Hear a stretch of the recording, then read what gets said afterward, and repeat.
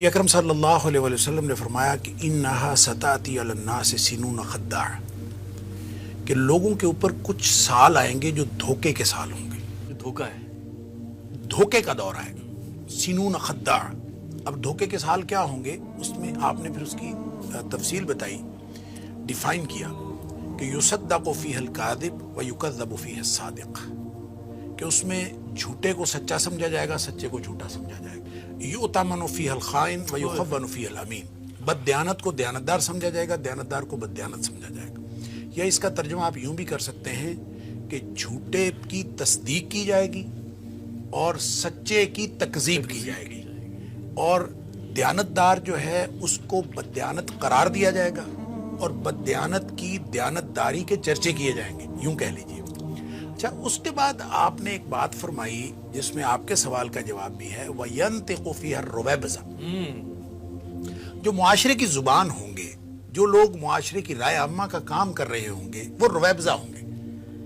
اب نبی اکرم صلی اللہ علیہ وسلم نے فرمایا رویبضہ. اب صحابہ نے پوچھا اللہ کے رسول صلی اللہ علیہ وسلم وَمَا الرُّوَيْبَضَةُ، رویبضہ کیا ہے؟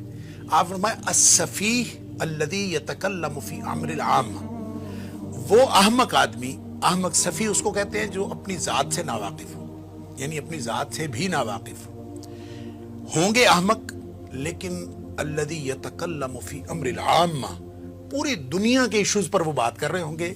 اور بڑے بڑے احمق جو ہیں، اب میرا خیال ہے اس حدیث کو اپلائی کرنے کے لیے اور اس کے لیے کسی دور کا تعین کرنے کے لیے ہمیں کوئی بہت زیادہ ایفرٹ کرنے کی ضرورت نہیں پڑتی. آپ دیکھ لیں ارد گرد ہمارے یہی ہو رہا ہے، ایک اینکر بیٹھتا ہے اور پوری دنیا کے سارے موضوعات کا وہ اپنے آپ کو ماہر گردانتا ہے اور پوری رائے عامہ کو ہموار کرنے کا کام وہی کر رہا ہے، اور خود اپنی ذات اس کی کیا ہے اور اس کا اپنا ایکسپرٹیز کیا ہے اس کو کوئی نہیں دیکھتا.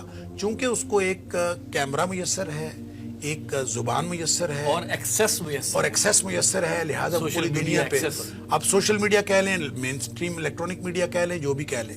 اب ہم اس دور میں ہیں، اور اسی کو آپ نے ایک دوسری حدیث میں یفتح القول ویخزن العمل فرمایا. ان من اقتراب الساعہ، آپ نے فرمایا قرب قیامت کی نشانیوں میں سے ایک نشانی یہ ہے کہ یفتح القول، بات کھل جائے گی. کیا مطلب؟ باتیں بہت ہوں گی، ہر بندہ جو ہے وہ جس سے مرضی تقریر کروا لو، جس سے مرضی گفتگو کروا لو، ٹاک شو کروا لو، جتنی مرضی باتیں کرنے والے بہت ہوں گے. اب اس میں موٹیویشنل سپیکرز کو بھی لے لیں، اس میں آپ یہ جو جتنے ٹاک شوز ہیں ان کو بھی لے لیں. ہر شخص جو بولنا چاہتا ہے، کچھ بتانا چاہتا ہے، اور ہر شخص دوسرے کو کوئی نہ کوئی چیز کنوے کرنا چاہتا ہے، لیکن عملاً ویخزن العمل، عمل سکڑ کے رہ گیا اور وہ اس کو لپیٹ لیا گیا.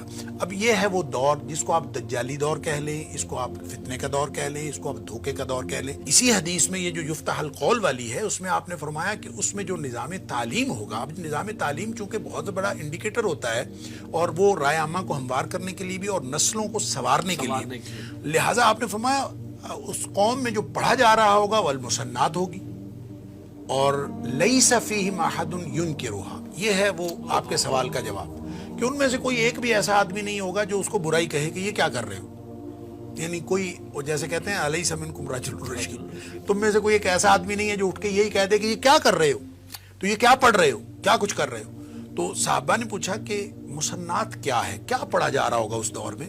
تو آپ نے فرمایا التی کتبت سوا کتاب اللہ. اللہ اکبر. یعنی وہ جو الہامی رہنمائی تھی اس کے علاوہ کہیں اور سے رہنمائی لے کے جو کچھ لکھا اور پڑھا جا رہا ہے وہ سارا المسنات ہے. لہٰذا آپ دیکھیں آپ نظریات کہاں سے لے رہے ہیں، آپ انسپریشن کہاں سے لے رہے ہیں، نظام تعلیم کہاں سے لے رہے ہیں، نصاب تعلیم کہاں سے لے رہے ہیں، کون سی چیزیں لوگوں کو پڑھا کر آپ یہ سمجھ رہے ہیں کہ آپ قوم کی تعمیر کر رہے ہیں.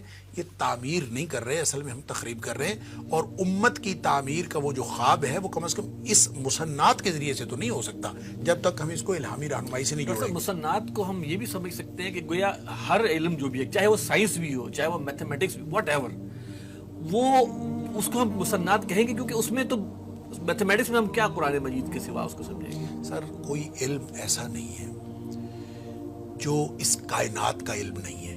جب وہ اس کائنات کا علم ہے تو کائنات کا ایک خالق ہے، لہٰذا کوئی علم دنیا کائنات کا ایسا نہیں ہے جو خالق کی رہنمائی کے بغیر ہو.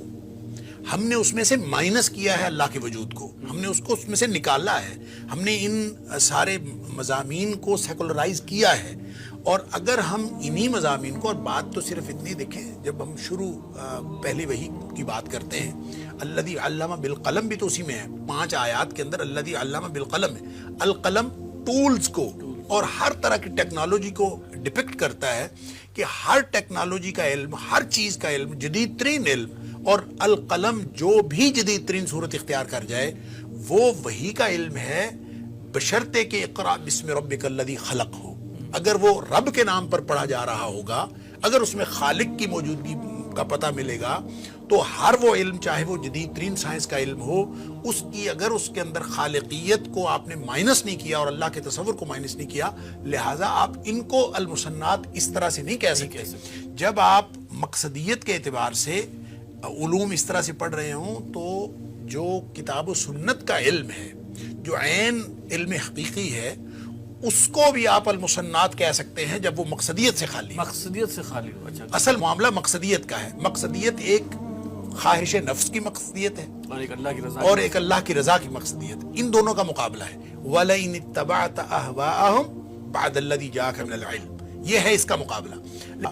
ٹیکنالوجیکل ریولیوشن جو ہوا, صنعتی انقلاب, انڈسٹریل ریولیوشن جو ہوا, یا جو بھی یہ سارا کا سارا, یا اس وقت آپ پورا مغرب کا نظام کہہ لیں, یا اس وقت جو جدید سائنس کا پورا نظام ہے, وہ دراصل خواہش نفس کی تکمیل کے لیے وجود پذیر ہوا ہے. یہ ہے وہ شاخ نازک جس کو اقبال نے شاخ نازک کہا تھا کہ شاخ نازک پہ جو آشیانہ بنے گا ناپائیدار ہوگا. تو اس کی بنیاد اصل میں ناپائیدار ہے, اور وہ ناپائیدار کیا ہے کہ اس میں نہ کسی برتر خدا کی اور برتر ہستی کی کوئی وجود کی حیثیت ہے, اور نہ اس کی گنجائش ہے, اور نہ ہی اس کی رضا مقصود ہے. اور اسی کا نتیجہ یہ ہے کہ اب الحاد جو ہے وہ سر چڑھ کے بول رہا ہے, اور اس اسی کا ایک بالکل اسی کا. اور ظاہر سی بات ہے کہ اس میں یہ جو ماحول ہے جس میں آپ دیکھیں, خدا کا وجود کا انکار کرنا یہ فیشن بنا ہے 18ویں صدی سے آن ورڈ, یہ فیشن بنا ہے. اور ان سائنسدانوں کو بھی جن کا کوئی لینا دینا نہیں تھا خدا کے وجود کے ساتھ کہ وہ اقرار کریں یا انکار کریں, انہوں نے بھی اس کا انکار کرنا اپنی فرض منصبی سمجھا تاکہ ہم بھی اس کے اندر شامل ہو جائیں. لہٰذا یہ ہے اصل میں وہ بنیادی وجہ, وگرنہ ان کو ہم المسنات نہیں کہہ سکتے. ہر وہ علم, چاہے وہ جدید ترین سائنس کا ہو, اگر وہ مقصدیت کے اعتبار سے علوم وحی کے مقصدیت کے ساتھ اس کے ذیل میں آتا ہے, تو وہ سارا کا سارا مقصدیت کے اعتبار سے مقصود اور مطلوب علم ہو جائے گا. اور اگر وہ خواہش نفس کی تکمیل کے لیے ہے, تو وہ آپ اگر کتاب و سنت کا علم بھی اس مقصدیت کے ذیل میں لے جائیں گے تو وہ بھی فتنہ ہے. دین کی بات پھیلانا صدقہ جاریہ ہے. ثواب کی نیت سے ویڈیو کو شیئر ضرور کیجیے. جزاک اللہ.